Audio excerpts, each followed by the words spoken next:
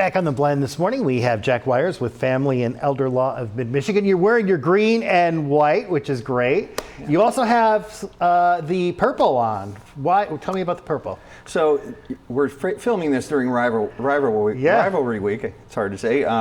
But there's a little division in the state. But I think one thing we can all rally around is, things like dementia, Alzheimer's. So I've got some of my Alzheimer's gear on from the Walk to End Alzheimer's.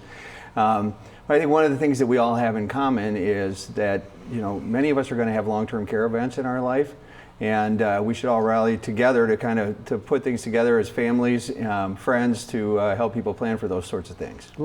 Why is that? I mean, people in their 30s or 40s or even 50s are thinking, that's so far off. Right. So I think, one of the things is that a lot of these diseases like dementia, Alzheimer's, Parkinson's, things like that, they don't affect just the elderly folks. They affect the family members. So, we've really encouraged, I guess what you'd call the Gen Xers and the baby boomers to be looking at this, because it may be your parents that are affected. They end up affecting your life. You may have to leave your job to try to care for them, things of that nature. So we really try to educate people and encourage them to start planning now.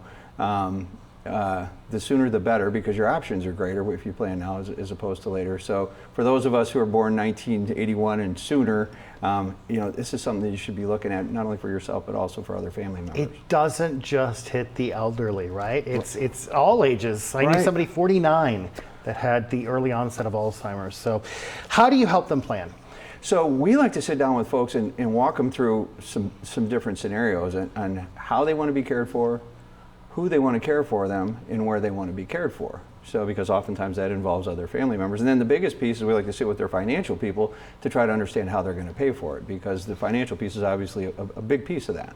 So what's the first step? If somebody's watching and saying, okay, I've been hearing about it, you've been coming on the show for a while now talking about it because it's so important, what's the first step? So we do educational workshops for folks on many different subjects. So the first thing to do is pick up the phone, call our office, go to our website and sign up for a workshop, or just call and talk to Zoe, and she could kind of walk you through the steps of how you move forward with this. But I suggest just contacting an elder law attorney and beginning to walk through the process. Yeah, it's so important to do that. We're going to put your information on the screen, Jack, so people can get in touch with you right away. If you'd like to get a hold of Jack or Family Elder Law, you can go to the website there or just give him a call at 351-6222. Jack, thanks so much for what you do, and go green. All right, go white. Thanks, Bob.